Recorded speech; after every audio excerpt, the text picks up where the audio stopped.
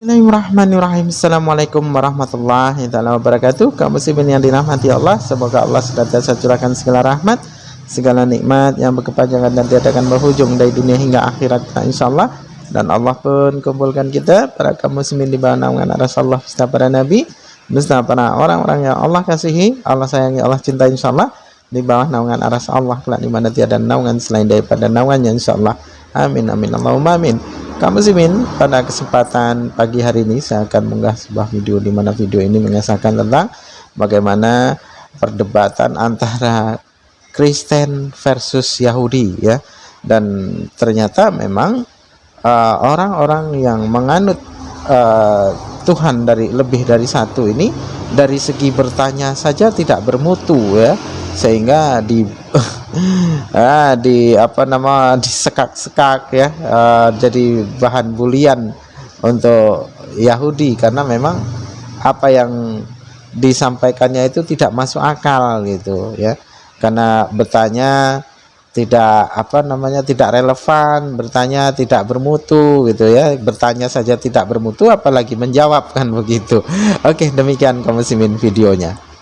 Saya Bro Valen tadi saya akan bertanya kan sekarang kan itu kan yang diterangkan Bro Valen kan tentang Musa ini kan itu suatu hukum Taurat kan begitu, maka saya tanyakan tadi, jadi kalau tidak memahami Musa ini bagaimana dari kecilnya sampai dia menjadi Nabi, bagaimana kita menerangkan yang diceritakan, kan begitu impiritnya, kan begitu impiritnya. Jadi pas saya tanyakan Musa itu bagaimana, awal tadi kan saya katakan Yakob itu diberi nama menjadi Israel, kan namanya kan Yakob, lalu Israel. Yakob yang pergi ke Mesir dengan anak-anaknya, lalu lahirlah Musa. Musa masuk ke istana Firaun, lalu orang Israel dibawa dari istana Firaun. Pertanyaan, empiritnya atau sejarahnya, kalau saya katakan sejarahnya, karena di Alkitab kan ada berapa tahun Musa di dalam istana itu. Firaun berapa yang mau membunuh Musa? Firaun mana yang mengambil Musa dari Sungai Nil? Ini harus kita pahami dulu supaya kita alur cerita Musa itu tahu siapa Musa sebenarnya. Kan begitu. Di dalam Taurat kan begitu ceritanya. Jadi tiba-tiba kita katakan Musa ini begini Musa, sementara asal Musa pun kita tidak memahaminya, bagaimana kita menceritakan yang kita tidak tahu. Maka saya Bro Valen, tolong beritahu dulu yang semampu Anda, yang setahu Anda, Musa ini kan dibuang ke Sungai Nil oleh ibunya Jokebed, lalu ditarik. Siapa yang menarik itu? Firaun apa itu? Atau Tutmose mana yang mengambil dia? Supaya kita tahu, karena di dalam pelajaran saya itu Firaun orang Mesir, tapi ada Firaun bukan orang Mesir. Biar paham Anda kan? Firaun yang bekerja itu, Firaun kan gelar, bukan nama. Firaun itu artinya rumah besar, rumah istana, itu pengertian Firaun di dalam Alkitab. Mau baca itu bahasa Ibrani, bahasa apapun, gitu pengertiannya.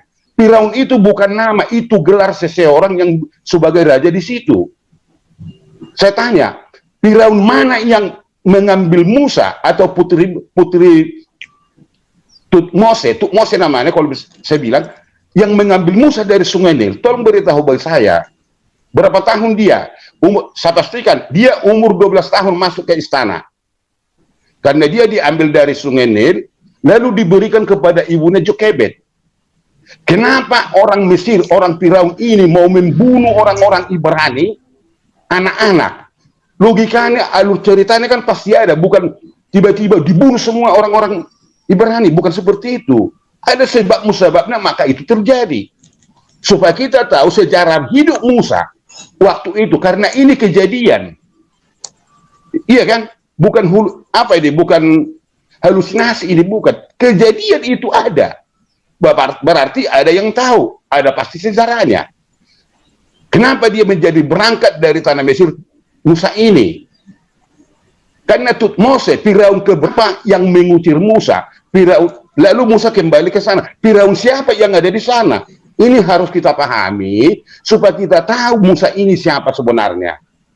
Coba dulu terangkan bagi saya. Ya, oke, ya, bagus. Pertanyaannya bagus. Saya akan menjawab itu semua dengan satu pertanyaan. Kalau Anda mempertanyakan itu kepada saya, maka saya juga harus apple to apple, wajib mempertanyakan juga. Jadi artinya begini, ketika Anda bertanya seperti itu, tolong kasih tahu saya Ya. nama kedua orang tua tokoh penting yang ada di dalam perjanjian baru. Kan ada tokoh penting di dalam perjanjian baru untuk penyebaran agama Kristen. Tunggu dulu, iya. Pak, diam dulu, Pak. Sabar dulu, Pak. diam dulu. Jangan kejang-kejang dulu, diam dulu gitu loh. Bukan kalau mau dialog itu kita bicarakan iya, diam dulu. buku Iya, Musa, diam dulu, Pak. Musa. Diam dulu, Pak. Sabar, diam. Iya, sabar, Bapak kan Pak. mempertanyakan, Bapak kan mempertanyakan itu kepada saya. Dan saya juga harus dong wajib mempertanyakan, ya kan. Kalau Bapak mempertanyakan masalah Moses Rabeinu, saya juga berhak dong mempertanyakan seorang tokoh sentral yang ada di dalam perjanjian baru, yang tugasnya adalah mengabarkan Yesus kepada bangsa Goyim, dan tokoh tersebut adalah Paulus. Saya mau tanya, siapa nama kedua orang tua Paulus? Saya akan jawab pertanyaan Bapak. Nggak nyambung Anda bicara. Bapak kalau loh kok nggak nyambung gimana, Pak? Nggak, Paulus itu kan tokoh. kan Bang Valen. Hanya Paulus yang tokoh di dalam perjanjian baru. Loh iya, nama kedua orang tua Paulus siapa? Lebih baik gini Anda bicara. Kok jadi balik Bang Valen yang nanya ya? Makan Loh, kenapa? Bukan ini itu, Bukan. Gimana sih, Yang Pak? kita Bapak kan proses bertanya kerja- sama saya. kan- Iya, saya sudah tahu trik Anda, Pak. Anda itu terangkan Musa bagaimana? udahlah, Musa itu udahlah, Pak. Terangkan Musa itu Ya sama sama, saya juga harus mau dong. Saya juga harus mau Bapak juga menerangkan siapa nama kedua orang tua Paulus. Gini Bro Palen. Karena Bro Dialog Palen, itu, saya mendengar dialog itu sama, saya juga bisa ngomong. hukum Anda itu orang Kristen, berarti Anda paham PB, paham semuanya. Jadi saya juga berhak dong bertanya siapa Ini nama lebih orang tua paham daripada saya Paulus. Anda. Karena saya Loh, katakan tadi Anda Coba tanya, sebutkan kalau Anda paham Torah. Saya tanya kepada Anda, Torah itu apa? Apa Torah? Bang Ade, Nggak usah, itu anak saya di sini kan bisa. narasumbernya Bang Valen. Saya Bang begini, Valen yang kami perjalanan mau belajar Musa, dari Bang Valen gitu. kok jadi belajar sama apa? Dia saya tanya tadi, Iya. Musa itu bagaimana hidupnya? Itu kan ada terjadi loh. Bukan Iya tiba-tiba Pak, itu. iya Pak. Gini loh. Ya. Gini loh. Tadi kan sudah saya jawab. Ya. Saya jawab, Pak ya. Saya tuh jawab. Saya takut keliru. Sebagai seorang talmid, saya nggak berani untuk memutuskan narasi itu semua. Takut salah gitu loh. Dan saya orangnya fair loh. Kalau saya nggak tahu, ya saya bilang nggak tahu, Pak. Ini Oke, saya loh, Pak. Oh ya sudah. Makasih Bukan atas sama kejujuran. artinya begini loh. Sama artinya begini loh, Pak. Ketika Anda mempertanyakan itu, dan saya juga berhak dong, Anda menarasikan itu, dan Anda menarasikan bahwa saya itu bukan ahli Torah loh. Saya memang bukan ahli Torah. Saya seorang murid gitu loh. Oh ya sudah. Jadi kalau Bapak mempertanyakan itu kepada saya juga bisa balik perspektif Bapak gitu loh. Bapak bodoh tentang Kristen. Alasannya apa? Coba sebutkan nama daripada orang tua Paulus. Begini Coba. Bro Palen, itu kan tidak ditulis. Saya udah ngaku. Begini, Ini aja Pak, nggak usah Begini, Pak. Bro. Saya udah jawab. Saya Lari-lari, Saya begini, takut salah untuk menjawabnya. Begini Bro Palen. Bukan lari-lari, orang kamu mau menang sendiri. Kamu mau menang Iya, sendiri iya. untuk dialog gitu loh. Iya, Saya iya, nggak tahu. jadi begini. Ya begini dulu Bang Pipo, sabar. Begini Bang Palen. Orang lu aja nama dari orang tuanya Paulus saja lu juga nggak ngerti. Coba sebutin nama orang tua dari Paulus siapa? Yang Ya, jadi, dihukum, Jangan punya framing kayak begitu.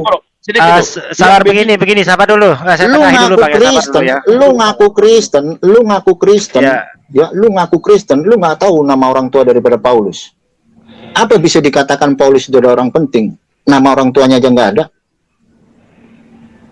udah lain itu. Ya oke, Bangga, jadi begini Bang Palen tadi kan sudah menjelaskan ya bahwasanya beliau itu kalau tidak tahu ya bilang tidak tahu gitu ya kan, Iya. selesai masalahnya kan. Udah selesai itu.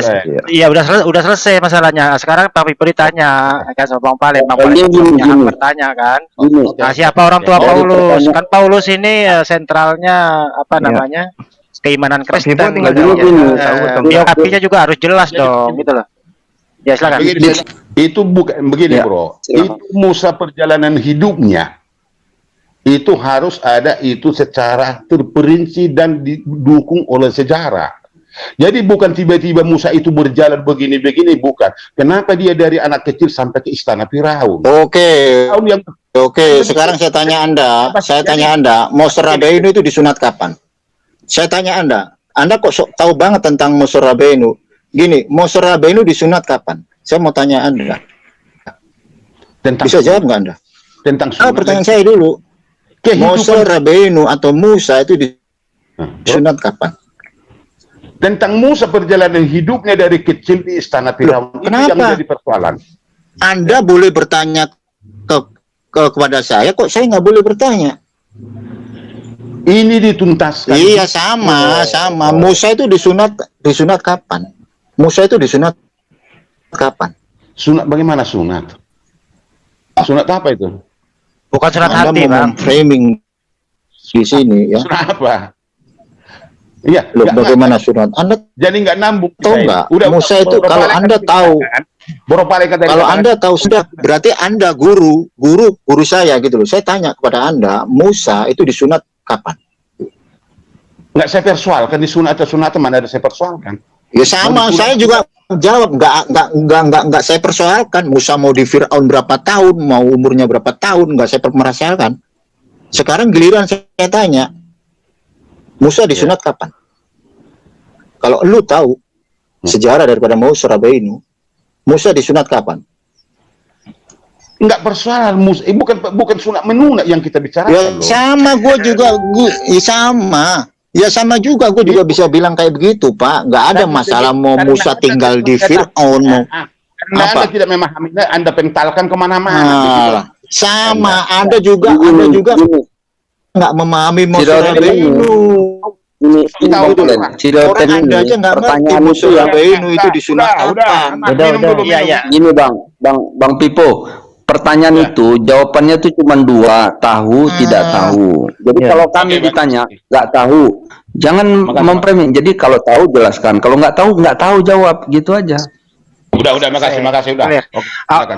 Nah, demikian tadi kaum muslimin ya. Pada akhirnya dari pihak Kristen tidak bisa berbuat apa-apa dan pada akhirnya menyerah ya. Karena memang apa yang dipertanyakan itu tidak masuk akal. Nah, ketika balik ditanya sesuatu yang tidak tertulis di dalam kitab Perjanjian Baru ya itu yang terjadi. Pada akhirnya melintir sana, ngeles sana, ngeles kemari, musing-musing macam bajai butut di bundaran HI. laju tidak, ngegasnya iya gitu. Bukan main. Jadi ini ilmu bagi kita, dimana di Indonesia ini acap kali ya, bukan hanya di Indonesia saja, melainkan di luar negeri pun sama ya. Dari kekristenan ini berusaha untuk membenturkan antara Kristen dan Yahudi gitu ya, karena memang ya itulah segala sesuatu apa yang mereka jadikan pondasi keimanannya itu hanya berdasarkan asumsi mereka sendiri, yang dimana mencocok-cocokkan dari segala sesuatu apa yang pernah terjadi di perjanjian lama ya. Sebenarnya tidak ada perjanjian lama, tidak ada perjanjian baru sebenarnya ya, karena memang Bible itu dimana yang mengatakan perjanjian itu adalah lama ya, kitabnya orang Yahudi itu ya orang Kristen itu sendiri, namun tidak bagi orang Yahudi yang mengatakan bahwasanya Torah itu perjanjian lama, kan itu tidak seperti itu. Nah ini maka kalau Kristen ini debat ya begitu ya, debat kusir gitu, musing, bertanya saja tidak bisa apalagi menjawab gitu. Jadi ya inilah, kita selaku umat Islam patut berbangga dan kita ya senang ya, bergembira, berbangga hati oleh karena memang apa yang sesungguhnya tertulis di dalam Al-Quran itu mandiri ya, tidak ada berkaitan dengan agama manapun, kan itu mandiri. Jadi karena Al-Quran ini sifatnya hanya menjelaskan dari segala sesuatu apa yang pernah terjadi pada kitab-kitab terdahulu yang disandarkan oleh para nabi, pada para nabi, yang dimana kitab-kitab terdahulu itu sudah mereka cabut ya dari firman-firman Allah itu dari tempatnya kan itu. Jadi ya kalaupun Quran itu memberikan penjabaran itu atas pelurusan ya, memberikan informasi di mana kitab terdahulu sudah orang-orang ahli kitab itu selewengkan ya, kan begitu. Oke, demikian saja kaum muslimin yang dapat saya sampaikan. Saya akhiri video ini. Wassalamualaikum warahmatullahi wabarakatuh.